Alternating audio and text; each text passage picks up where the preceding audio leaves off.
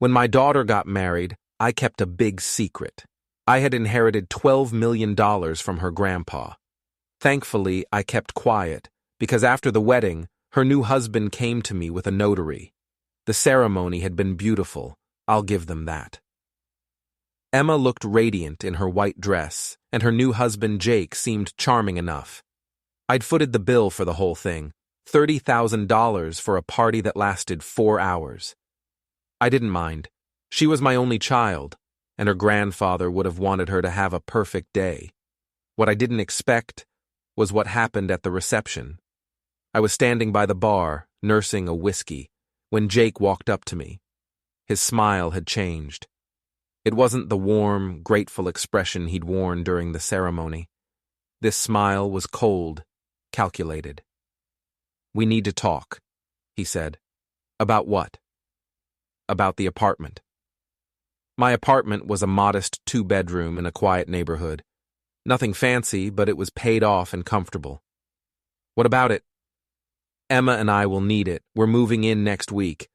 I laughed, thinking it was a joke. "You're not serious." He pulled out his phone and showed me a text. It was from Emma. "Dad will give us the apartment. He promised." I never promised anything. Jake's expression hardened. "Emma says you did. Are you calling your daughter a liar on her wedding day?" Before I could respond, Emma appeared beside him.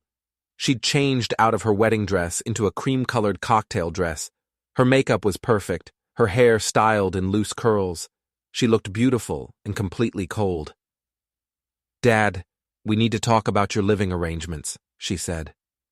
"My living arrangements?" "Jake and I need space to start our family. Your apartment is perfect for us." I felt my chest tighten. "Emma, that's my home." "It's just an apartment. You can find something smaller.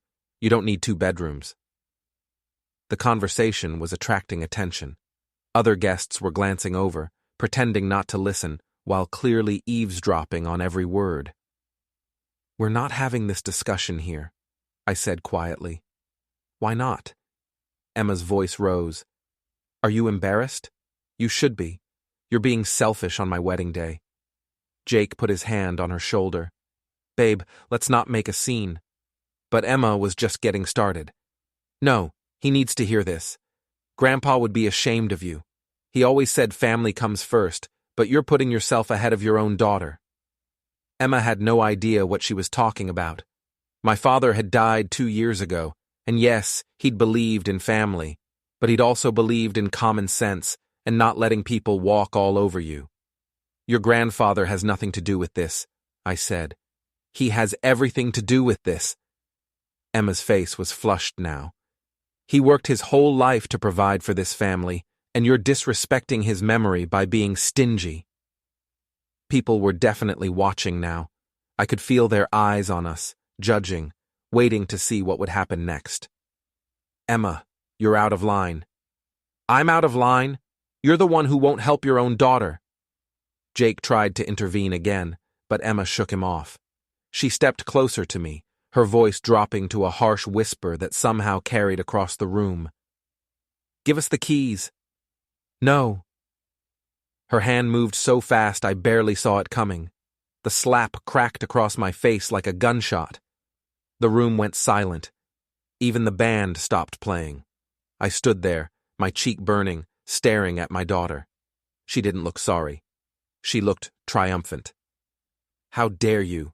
I said quietly. "How dare you?" she shot back. "On my wedding day you embarrass me like this." I turned and walked out. Behind me I could hear Jake trying to calm Emma down, hear the murmur of shocked guests. I didn't care. I needed to get out of there before I said something I couldn't take back.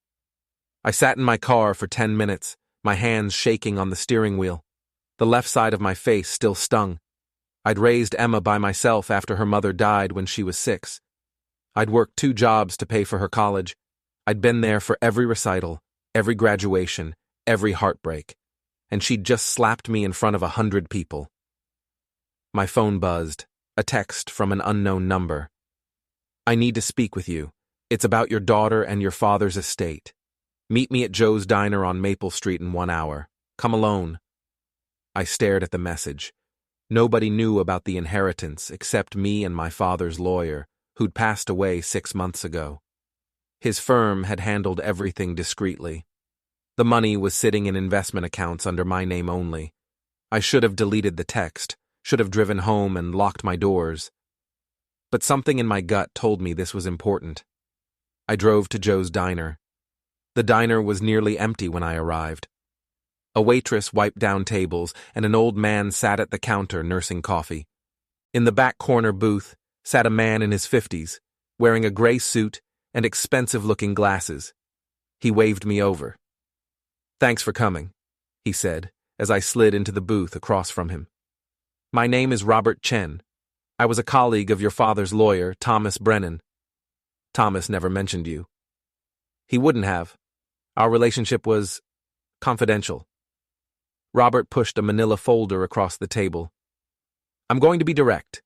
Your daughter and her new husband are planning to sue you for access to your father's inheritance." I felt like I'd been punched. "How do you know about the inheritance?" "Thomas told me before he died. He was worried. He'd heard rumors that Emma was making inquiries about your father's estate." I opened the folder. Inside were printouts of emails, text messages, legal documents. I recognized Emma's email address immediately. The first email was from 3 months ago, sent to a law firm in the city. "I believe my father has hidden assets from my grandfather's estate. I need help accessing what's rightfully mine." There were more, dozens of them. Emma had been planning this for months, maybe longer. The emails detailed her research into inheritance laws, her conversations with various lawyers, her strategy for forcing me to reveal the money. "She knows," I said quietly. "Not exactly. She suspects. Your father was careful, but Emma's not stupid. She found old bank statements, made connections. She doesn't know the full amount, but she knows there's something." I looked up at Robert. "Why are you telling me this?"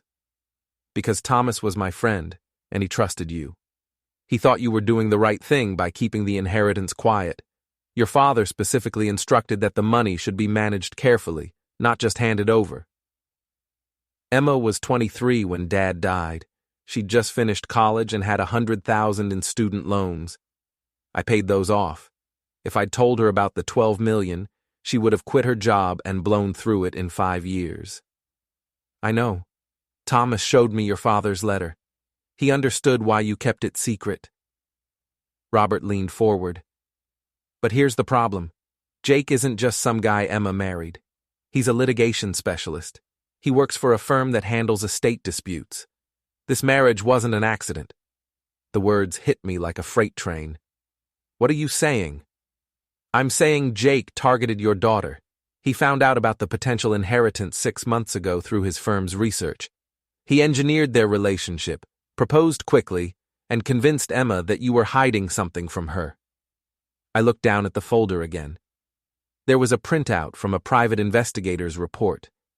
It detailed Jake's background, his job, his cases. He'd handled 3 major inheritance disputes in the past 2 years, all involving adult children suing their parents for access to family money. He'd won all 3. This can't be real. It is. And it gets worse. Robert pulled out another document. "This is a draft lawsuit. They're planning to file it next week, claiming you've been enriching yourself with money that should have gone to Emma as your father's only grandchild. They'll argue that you've been living off the inheritance while denying Emma her rightful share. I haven't touched a penny of it. It's all still sitting in investment accounts. Can you prove that? Do you have documentation showing the money has been preserved?" "Of course." "Good. You'll need it." Robert sat back. "Look, I'm not telling you this to scare you. I'm telling you so you can prepare. Jake is good at what he does. He'll paint you as a greedy parent who stole from his own daughter. He'll use that slap at the wedding to show how desperate and upset Emma is. He'll make you look like a villain." I thought about Emma's face when she'd hit me. The anger, the entitlement. Had that been real, or had Jake coached her? What should I do? First, get a lawyer, a good one. Second, start documenting everything. Every conversation with Emma, every text, every email. Third, and this is important, don't let them provoke you into doing anything stupid. Jake will try to make you look unstable or vindictive. Don't take the bait.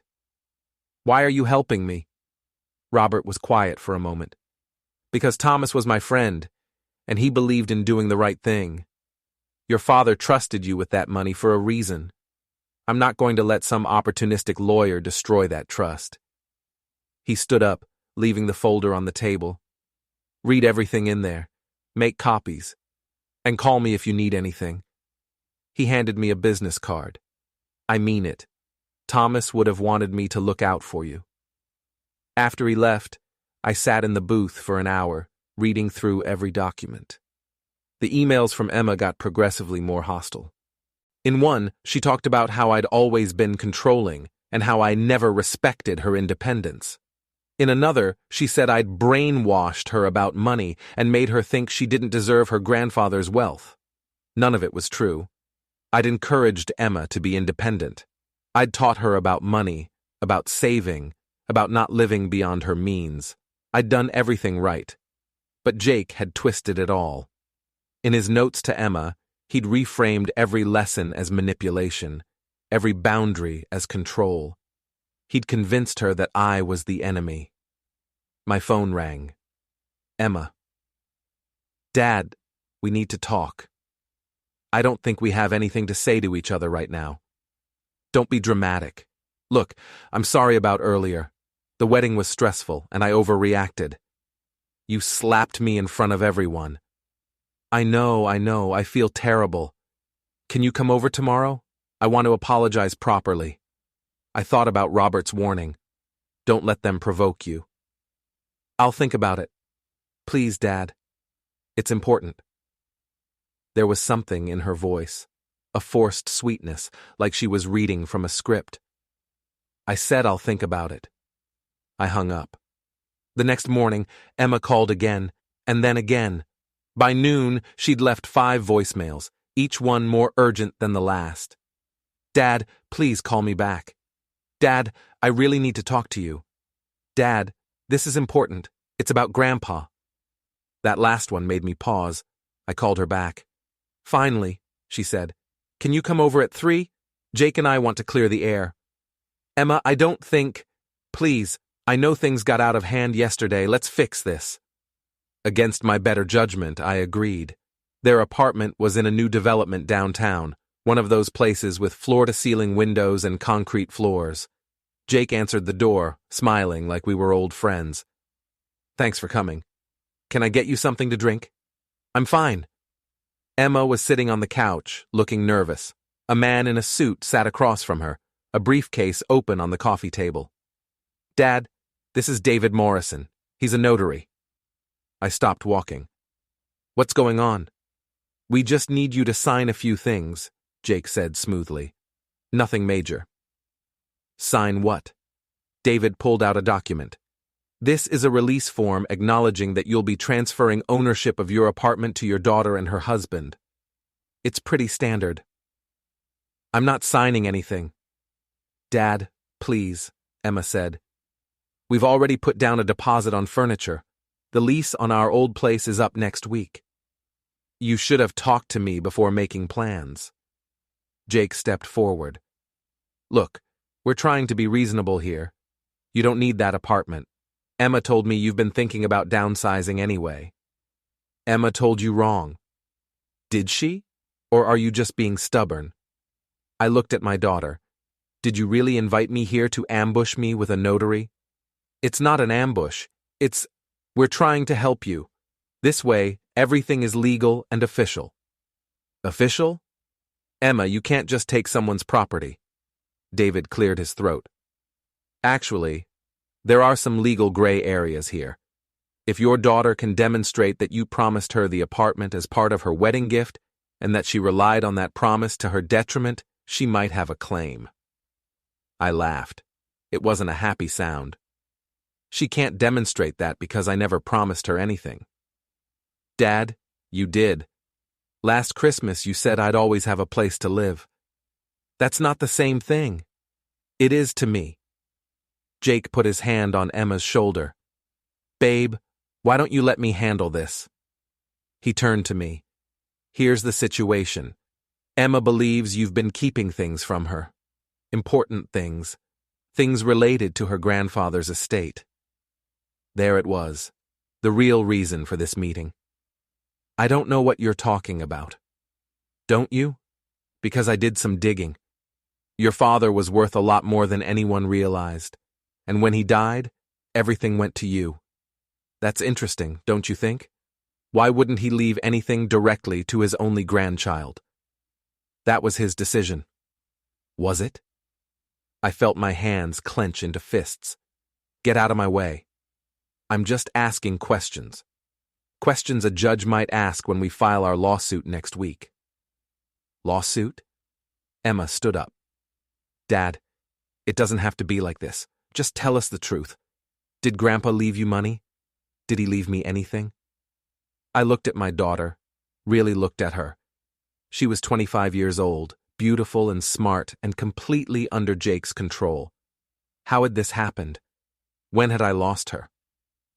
"Your grandfather left his estate to me because he trusted me to manage it responsibly. That's all you need to know." "So there is money," Jake said. "How much?" "None of your business." "It absolutely is my business. Emma is my wife. What affects her affects me. You've been married for one day, and we'll be married for the rest of our lives. So yes, this is my business." David was writing notes. I realized this whole conversation was being recorded, documented, prepared as evidence. "I'm leaving." I headed for the door, but Jake stepped in front of me. "We're not done." "Move. Not until you tell us what you're hiding." "Jake, get out of my way." "Or what? You'll hit me? Go ahead. That'll look great in court." He was baiting me. I could see it in his eyes, the calculation. He wanted me to lose control, to do something stupid that he could use against me. I took a deep breath and stepped around him. Behind me, I heard Emma crying, heard Jake comforting her, telling her everything would be okay.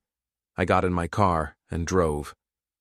Robert Chen's business card led me to a small office above a dry cleaner. He answered the door himself, tie loosened, sleeves rolled up. "I was wondering when you'd call." They came at me with a notary. That was fast. Jake doesn't waste time. He led me inside. The office was cramped but organized, files stacked neatly on every surface. "Tell me everything." I did. The meeting, the document, Jake's accusations. When I finished, Robert was shaking his head. "This is textbook predatory litigation. Jake is trying to pressure you into revealing the inheritance before they even file the lawsuit. Once you admit it exists, they'll argue you've been hiding it deliberately. So what do? You need to get ahead of this. I know a lawyer, someone who specializes in estate litigation defense. Her name is Patricia Moore. She's expensive but worth every penny." "How expensive?" $500 an hour. I winced. Even with $12 million in the bank, that felt steep. "Look," Robert said, "you can try to handle this yourself, but Jake will eat you alive. Patricia knows his tactics. She's beaten him before. Set up a meeting." Patricia Moore's office was the opposite of Robert's.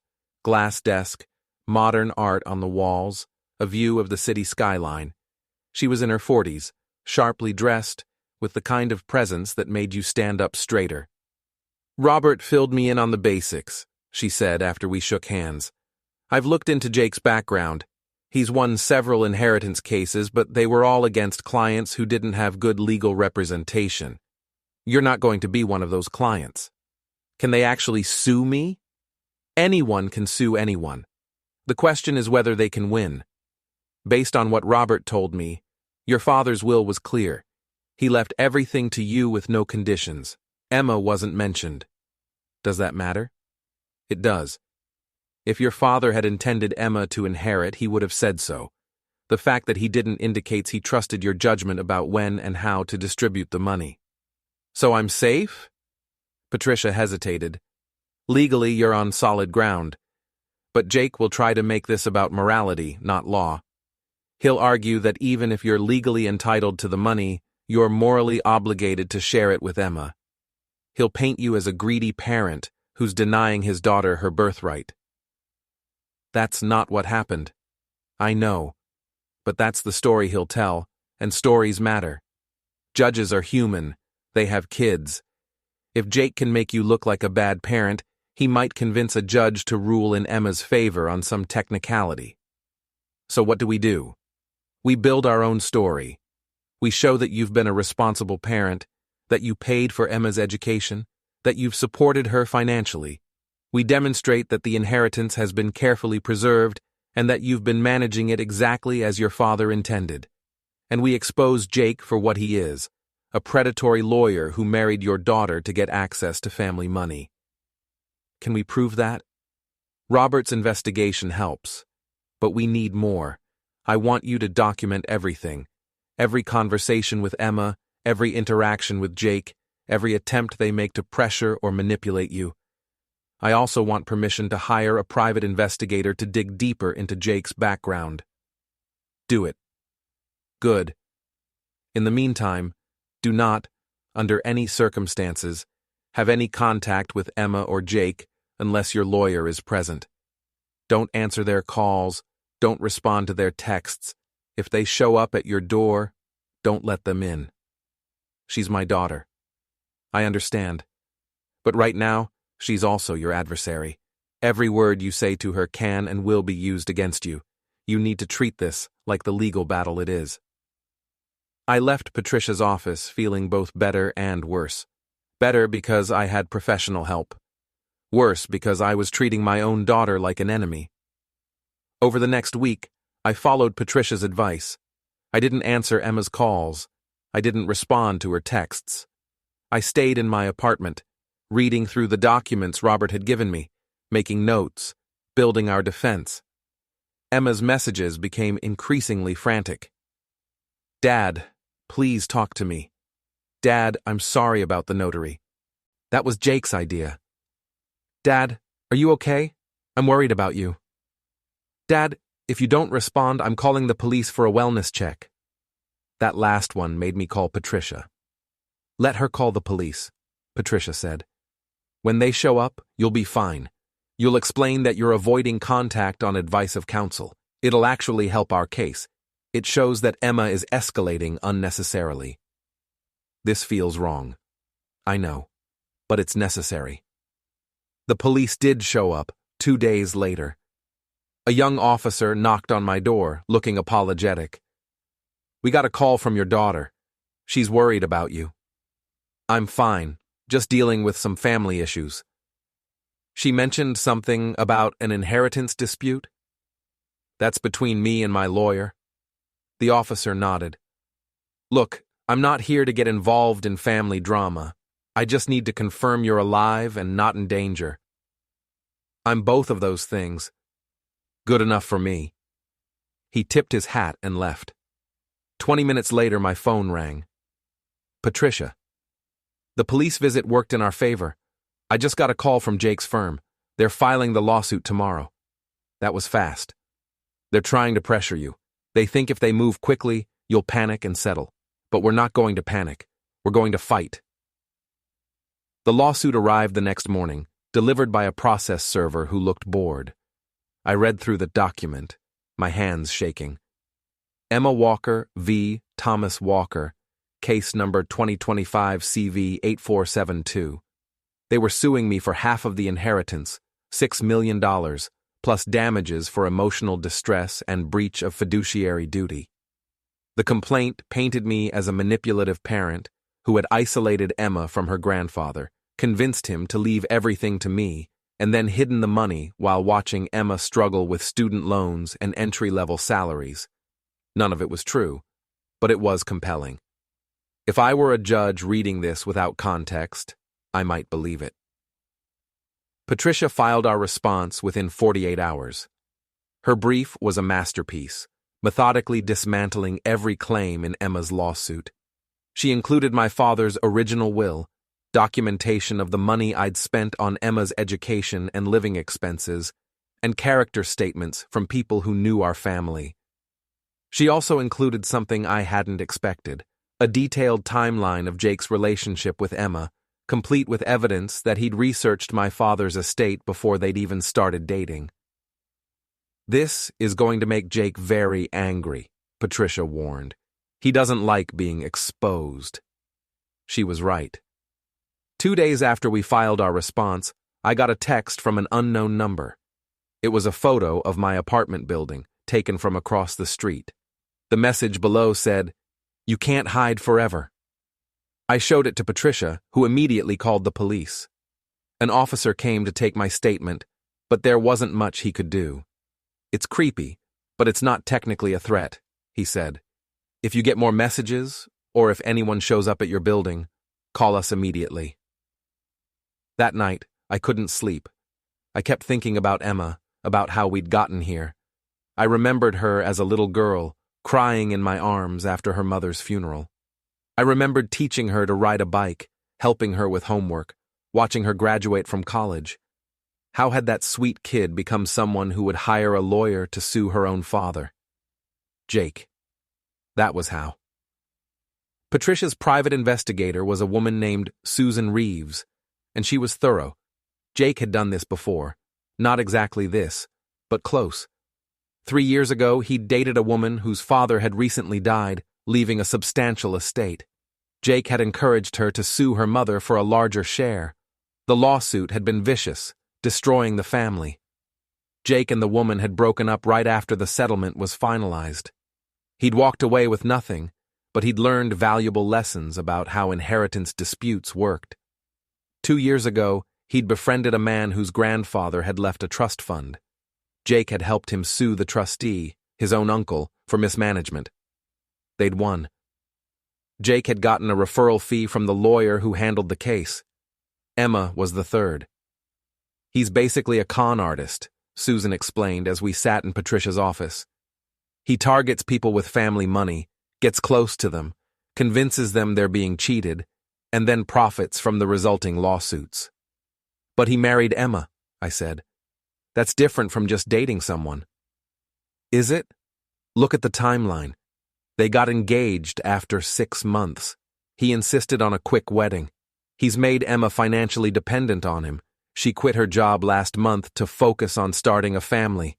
If this lawsuit fails, he'll divorce her and move on to the next target." Patricia was making notes. "This is excellent. We can use this to show the court that Jake manipulated Emma into filing the lawsuit." "Will Emma believe it?" "That's not the goal. The goal is to win the case." But I wanted Emma to believe it. I wanted her to see what Jake really was, to understand that she'd been used. I wanted my daughter back. "What if I talked to her?" I said. "Showed her this evidence?" "Absolutely not," Patricia said firmly. "Any contact with Emma right now could jeopardize the case. Besides, she's probably been coached by Jake. He'll have prepared her for exactly this kind of revelation. She'll think you're making it up to discredit him." She was right, but it didn't make me feel any better. The lawsuit moved slowly, the way legal cases do. There were motions and counter-motions, discovery requests, depositions. Jake's legal team demanded financial records going back 10 years. Patricia fought to limit the scope, but eventually we had to turn over documents showing the inheritance.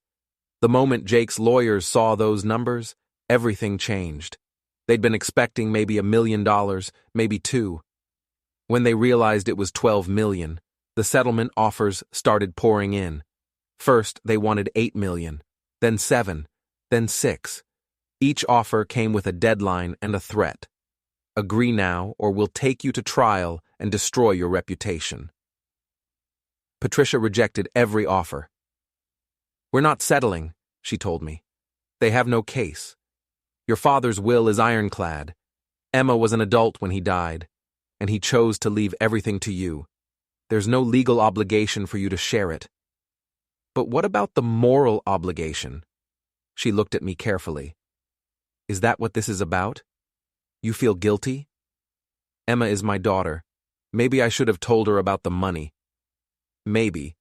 But that was your decision to make, not Jake's and not the court's. You were trying to protect her from making bad choices. That's not a crime. The trial date was set for 3 months out. In the meantime, Jake escalated his harassment. More photos of my building, messages from fake phone numbers, reviews posted online claiming I was a neglectful parent who'd abused my daughter. Patricia had the reviews taken down and got a restraining order against Jake, but it was like playing whack-a-mole. And through it all, Emma stayed silent. She didn't call or text. She didn't try to reach out. It was like she'd been replaced by a stranger who looked like my daughter but had none of her warmth or kindness. My deposition was scheduled for a Tuesday morning in a conference room downtown. Patricia prepped me for 3 days straight, drilling me on possible questions, teaching me how to answer without giving Jake's lawyers ammunition. "Don't volunteer information," she said. "Answer the question asked and nothing more. Don't get emotional. Don't let them provoke you." Jake's lead attorney was a woman named Barbara Chen, no relation to Robert, who had a reputation for being ruthless. She lived up to it. "Mr. Walker, when did you first learn about your father's inheritance?" "The day he died." "And what was your initial reaction?" "Surprise. I didn't know he had that much money." "Did you tell your daughter about the inheritance?" "No." "Why not?" "I didn't think it was appropriate at the time." "Your father had just died, and you didn't think it was appropriate to tell his only grandchild that she'd been left out of his will." "He didn't leave her out. He left everything to me, trusting that I would manage it appropriately." "Manage it how?" "However I saw fit." "Did you ask Emma if she needed financial help?" "I didn't need to ask. I was already helping her." "How?" "I'd paid off her student loans the year before. I helped with her rent. I gave her money for her car." "How much money in total?" "Over the 5 years after my father died, probably $200,000. "And you never told her where that money came from?" "She didn't ask." "Mr. Walker, did you keep the inheritance secret because you were afraid Emma would want her share?" "No." "Then why?" "Because Emma was young and impulsive, and I knew she'd make bad decisions if she suddenly had access to millions of dollars." "Bad decisions like what?" "Like quitting her job, like buying things she couldn't afford, like—" Patricia put her hand on my arm. "Don't speculate." Barbara smiled. "Like choosing her own husband?" "Objection," Patricia said. "That's not relevant." "I think it's very relevant. Mr. Walker clearly didn't approve of Jake, and I'm wondering if that disapproval influenced his decision to keep the inheritance secret." I kept my mouth shut, but inside I was seething. She was twisting everything, making it sound like I'd withheld the money out of spite. The deposition lasted 4 hours.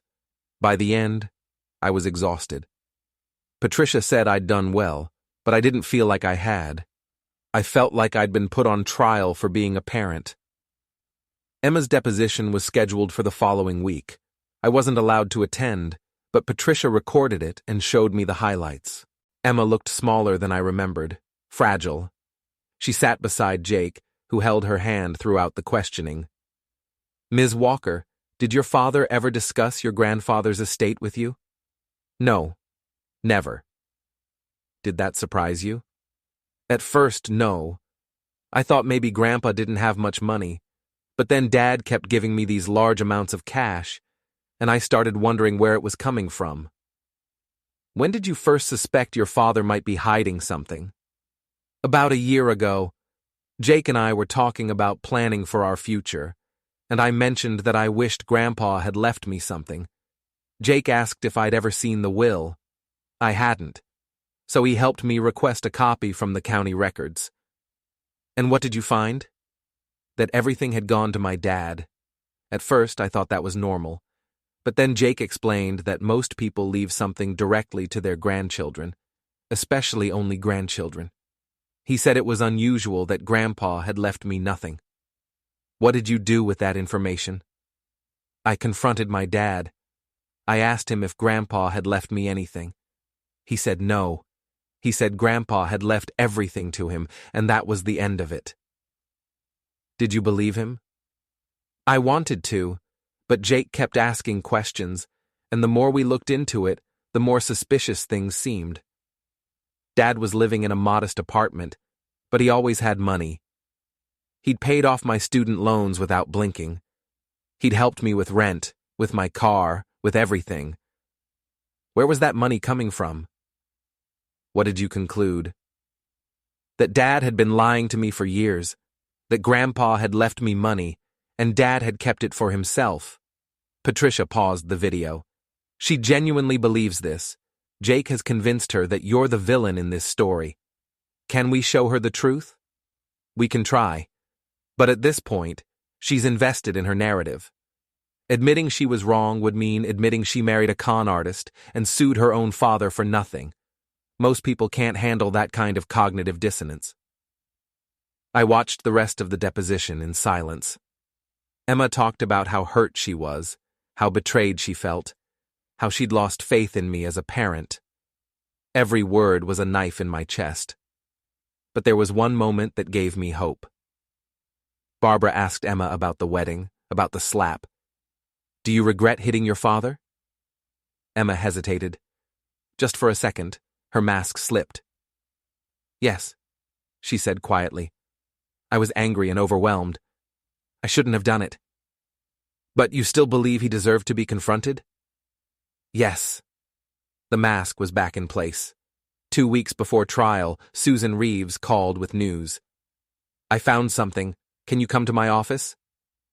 I drove there immediately. Susan's office was in a strip mall, crammed between a nail salon and a tax prep service. Inside, her desk was covered with documents and photographs. I've been digging into Jake's finances, she said. He's broke, not just low on cash, actually seriously in debt. He owes $200,000 on student loans, $50,000 on credit cards, and he's behind on his car payment. How is that possible? He's a lawyer. Not a very successful one. He's been at 3 different firms in 5 years, and each time he left under circumstances that suggest he was asked to resign. I talked to some of his former colleagues. They all said the same thing. Jake cuts corners, makes promises he can't keep, and doesn't care who he hurts as long as he wins. So he married Emma for the money. Worse than that, look at this. She handed me a printout. It was an email from Jake to a colleague, dated 3 weeks before the wedding. I'm getting married next month to a woman whose father is sitting on a fortune. He's been hiding it from her for years, which gives us grounds for a lawsuit. If we win, I'm looking at a multi-million-dollar settlement. If we lose, at least I'll have tried. Either way, the marriage gives me access to information I wouldn't have otherwise. I stared at the email, feeling sick. There's more, Susan said. She pulled out another document. Jake took out a loan 2 months before he proposed to Emma. $100,000 from a private lender. The loan agreement specifies that repayment is contingent on successful resolution of pending litigation. He borrowed money against a lawsuit he hadn't even filed yet. Can we use this in court? Patricia thinks so. It proves Jake's motives were financial from the start. I drove straight to Patricia's office. She was already reviewing the documents when I arrived. This is exactly what we needed, she said. Jake gambled everything on this lawsuit. If he loses, he's ruined financially. That gives him motive to fabricate evidence, to manipulate Emma, to do whatever it takes to win. What about Emma? When she sees this, she might not believe it. Jake will claim the emails are taken out of context, that the loan was for something else. He'll have explanations for everything. But we have to try. Patricia was quiet for a moment. There's another option. We could use this evidence to force a settlement. Show Jake that we know what he really is. He'll realize he can't win, and he'll walk away.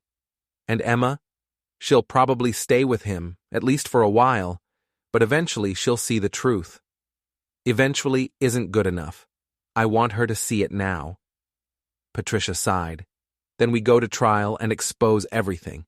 But you need to understand, this will destroy Emma's marriage. It'll humiliate her publicly. She'll know that everyone sees what a fool she's been. That's hard for anyone to accept, especially from a parent. I don't care. She needs to know the truth. All right. Then that's what we'll do. The courtroom was smaller than I expected, with wood paneling and uncomfortable benches. Emma and Jake sat at the plaintiff's table, both dressed conservatively. Emma wouldn't look at me. The judge was a woman in her 60s named Margaret Hoffman. She had a reputation for being fair, but tough, and she clearly didn't have patience for drama. "Let's keep this simple," she said after everyone was sworn in. "Ms. Chen, make your case." Barbara stood up. "Your Honor, this case is about a father who betrayed his daughter's trust. Thomas Walker inherited $12 million from his father and hid that money from his only child for 5 years. During that time, he allowed Emma to believe the family had no money, while he secretly hoarded her grandfather's legacy. This isn't just wrong.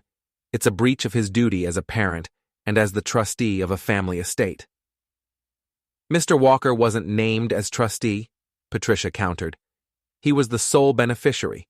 His father's will gave him complete control over the inheritance with no obligations to anyone else." "The will may be legal," Barbara said, "but it's not moral. Emma Walker is the only grandchild of a man who loved her deeply. She deserves a share of what he left behind." Judge Hoffman looked at me. "Mr. Walker, why did you keep the inheritance secret?" I stood up. "Because my daughter was 23 years old and just out of college. She had no experience managing money. I was afraid that if she knew about the inheritance, she'd make decisions that would hurt her in the long run." "Like what?" "Like quitting her job, like spending money on things she didn't need, like—" I glanced at Jake. "Like trusting the wrong people." "Your Honor," Barbara said, "Mr. Walker is trying to justify his actions by painting his daughter as irresponsible. But the evidence shows that Emma was a good student, held a steady job, and managed her finances responsibly. Mr. Walker's real motive was control." The first day of trial was mostly procedural, establishing the timeline, introducing evidence, setting ground rules. But on the second day, things got interesting. Patricia called her first witness, Robert Chen.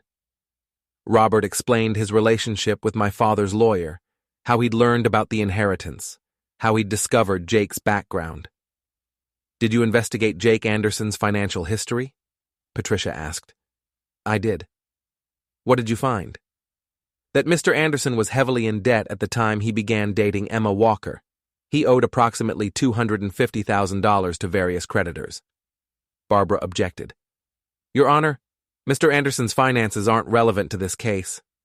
"They are if they show motive," Patricia said. "We're arguing that Mr. Anderson deliberately targeted Emma Walker because of her family's money." "I'll allow it," Judge Hoffman said, "but keep it focused."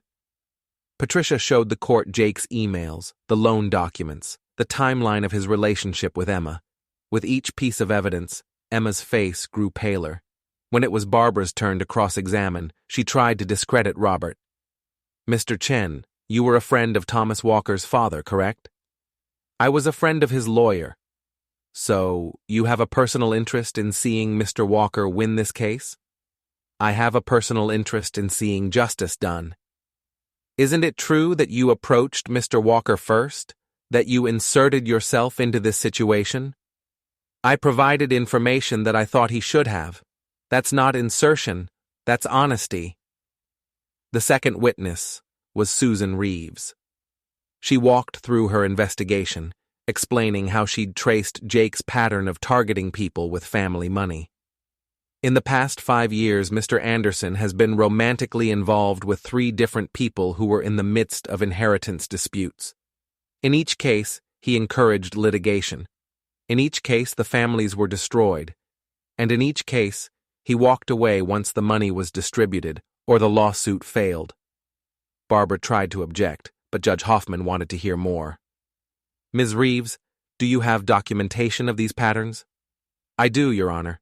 I've submitted it all as exhibits." Emma was crying now, quietly, her shoulders shaking. Jake had his arm around her, whispering something in her ear, but even he looked rattled. On the third day, Patricia called me to the stand. "Mr. Walker, why did you pay off your daughter's student loans?" "Because I wanted to help her start her life without debt." "Where did the money come from?" "From the inheritance." Did you tell Emma the source of the money? No. Why not? Because I knew if I told her about the 12 million, she'd want access to all of it. I thought it was better to help her in smaller, manageable ways. Did you ever intend to tell her about the full inheritance? Yes. When she was older. When she'd proven she could handle money responsibly. When would that have been? I don't know. Maybe when she was 30. Maybe 35. Maybe never if she kept making bad choices. Barbara pounced on that during cross-examination. Mr. Walker, you just said, maybe never. So you considered the possibility of keeping this money secret from your daughter for her entire life? If necessary, yes. Who are you to make that decision? I'm her father, and I'm the person my father trusted with his money. Did your father specifically say he didn't want Emma to have any of it? No, but he left it all to me, which suggests he trusted my judgment. Or maybe he just didn't update his will before he died. Maybe he planned to leave something to Emma, but ran out of time. If he'd wanted to change his will, he would have. Barbara showed me a photograph. It was my father with Emma at her high school graduation, both of them smiling. Does this look like a man who didn't care about his granddaughter? Of course he cared about her. Then why wouldn't he leave her anything? Because he trusted me to take care of her. Or because you manipulated him into cutting her out. Objection! Patricia was on her feet. There's no evidence of manipulation. Sustained, Judge Hoffman said. Ms. Chen, stick to facts, not speculation. But the damage was done. The jury. There was no jury, I realized. This was a bench trial. No, wait. There was no jury because this was equity, not law. Judge Hoffman would decide. But still, the seed was planted. On the fourth day, Emma took the stand. She looked tired, worn down. Jake had dressed her in a conservative blue suit, probably to make her look sympathetic. Ms. Walker, tell us about your relationship with your father growing up. It was good. Dad was always there for me, especially after my mom died. He worked hard to give me everything I needed. When did that relationship change? When I got married. Suddenly Dad was different, angry, controlling. Can you give us an example? Emma described the wedding, the argument over the apartment, the slap. But in her version, I'd been the aggressor, refusing reasonable requests, embarrassing her in front of her guests. Did you know your father had inherited money from your grandfather? Not until after the wedding. Jake helped me look into it. How did you feel when you found out? Betrayed, like my whole life had been a lie. Dad had been giving me money and making me feel grateful for it, when really, it was my grandfather's money that should have been mine all along. Objection, Patricia said. The witness is testifying about what should have been, rather than what actually was. Sustained. Ms. Walker, please stick to facts. Emma nodded, but she'd made her point. When Patricia cross-examined, she was gentle but firm. Ms. Walker, when did you first meet Jake Anderson? About 1.5 years ago. Where did you meet? At a coffee shop near my office. Did he approach you or did you approach him? I think he asked if he could share my table. It was crowded. How long after that first meeting did you start dating? A few weeks. And when did he propose? 6 months later. That's quite fast. Did that surprise you? A little. But when you know, you know. Did Jake ever ask about your family's finances? Emma hesitated. He asked about my dad. That's normal when you're dating someone. Did he specifically ask whether your grandfather had left you any money? I don't remember. Let me show you something. Patricia pulled out a printout. This is a text message from Jake to you, dated 3 months before your engagement. It says, "Did your grandpa have money when he died? Seems weird your dad is always helping you but claims to be broke." Do you remember receiving this message? Emma's face flushed. Yes. What did you tell him? That I didn't know, that I'd never thought about it. Did Jake encourage you to investigate? He suggested it might be worth looking into. And did you? Yes. At his suggestion? We discussed it together. Ms. Walker, when you requested a copy of your grandfather's will from the county records, did you do that on your own, or did Jake help you? Jake knew how to request it. I didn't. So he helped you? Yes. And when you saw that everything had been left to your father, who suggested filing a lawsuit? Emma was quiet. Ms. Walker? Jake thought we should talk to a lawyer. Did he have a specific lawyer in mind?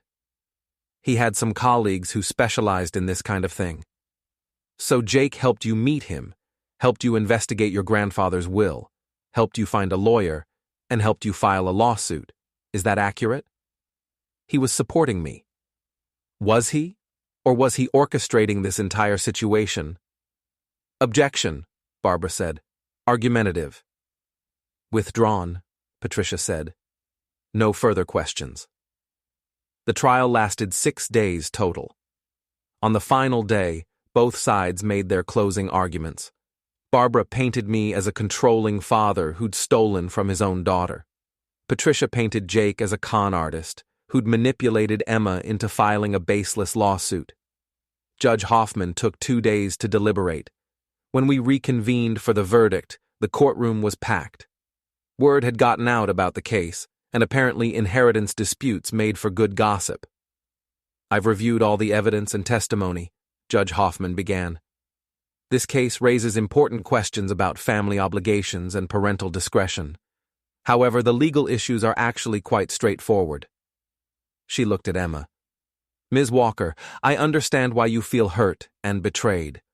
Learning that your father kept a substantial inheritance secret must have been shocking.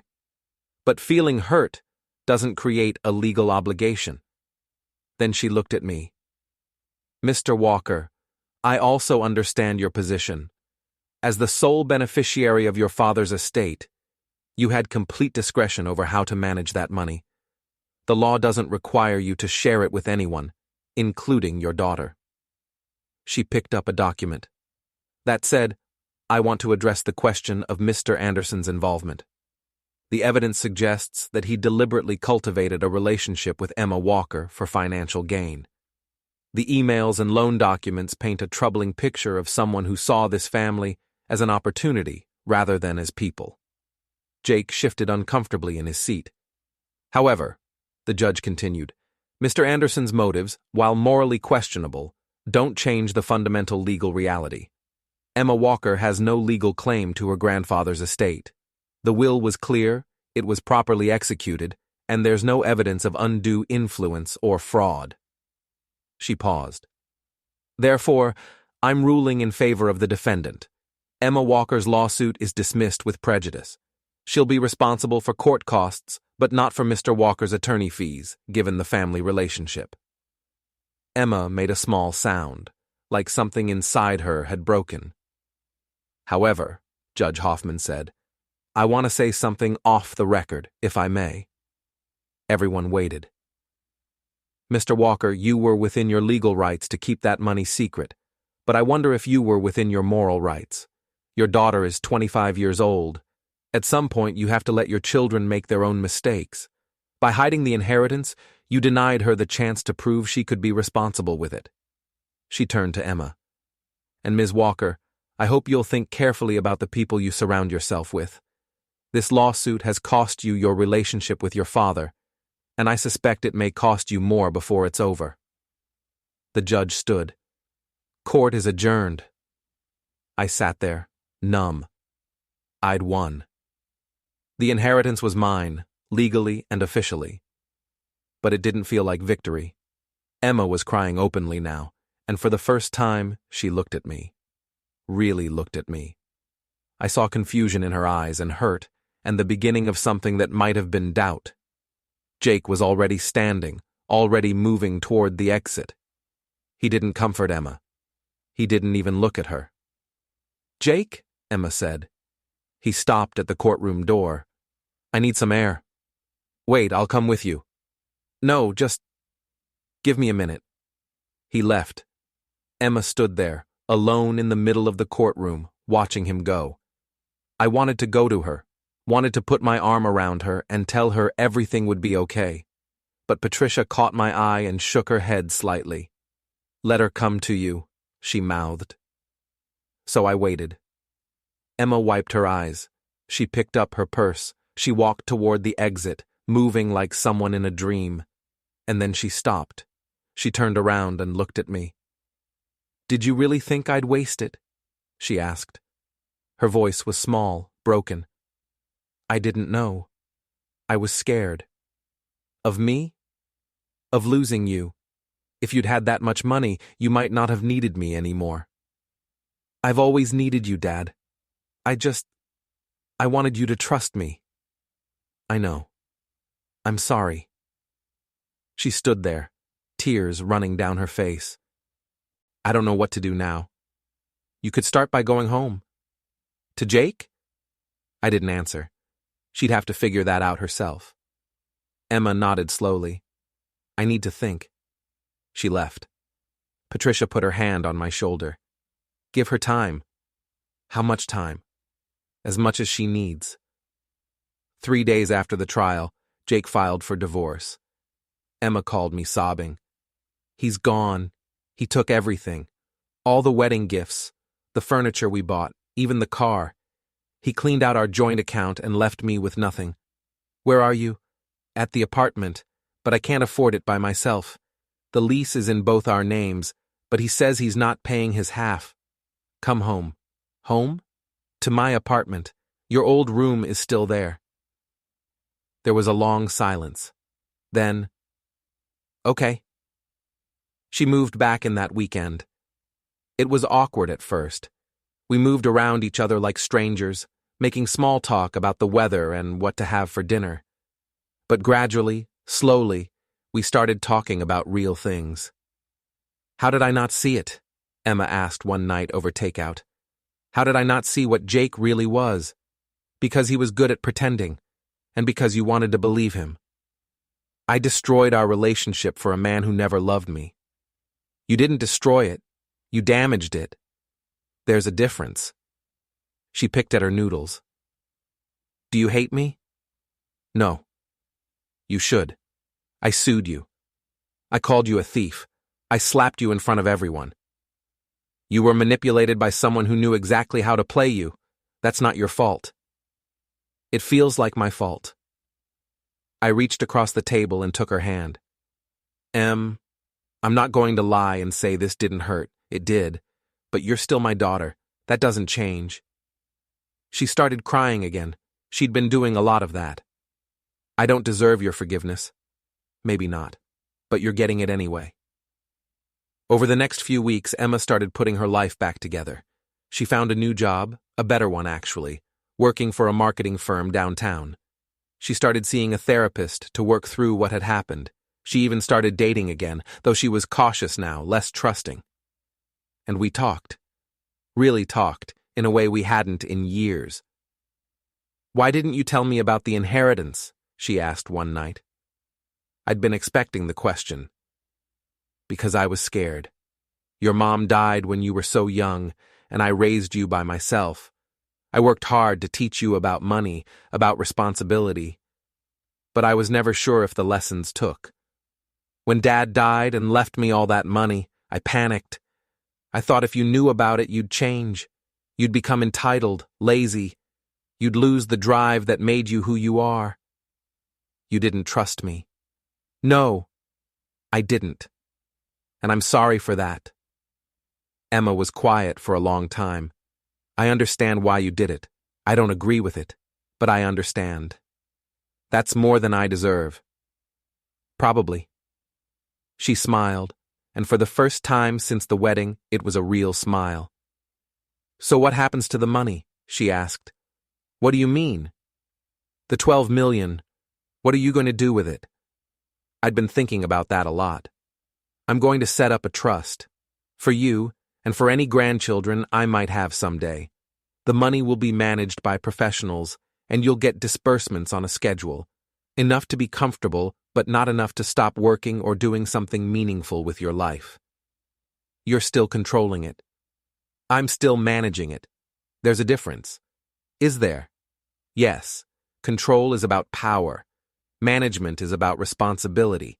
I'm responsible for making sure my father's money does what he would have wanted it to do, support our family without destroying it. Emma considered this.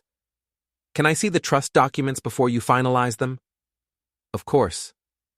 And can I have input on how it's structured? Within reason. Then okay, I can live with that. 6 months after the trial, I got a call from Robert Chen. Have you been following Jake's career? No. Why would I?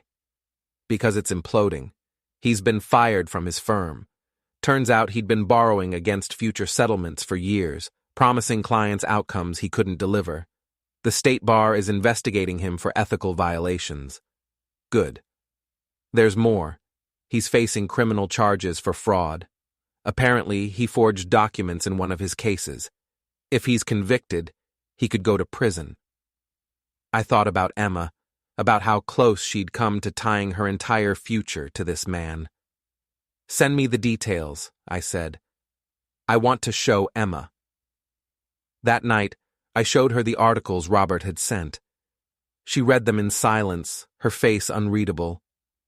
He could go to prison, she said finally. Yes. Part of me thinks he deserves it. What does the other part think? That I'm glad I got out when I did, that I'm lucky you were willing to take me back. She looked at me. Did you know this would happen? I suspected Jake was bad news, but I didn't know he was criminal. If I'd stayed with him, but you didn't. Emma folded the papers. I need to tell you something. During the trial, Jake told me that if we won, he wanted us to move away. Somewhere far from you. He said it would be a fresh start, but I think he just wanted to isolate me. Probably. He had it all planned out. Where we'd live, what we'd do with the money, how we'd cut you out of our lives completely. And I was going to do it. I was going to choose him over you. But you didn't have to make that choice.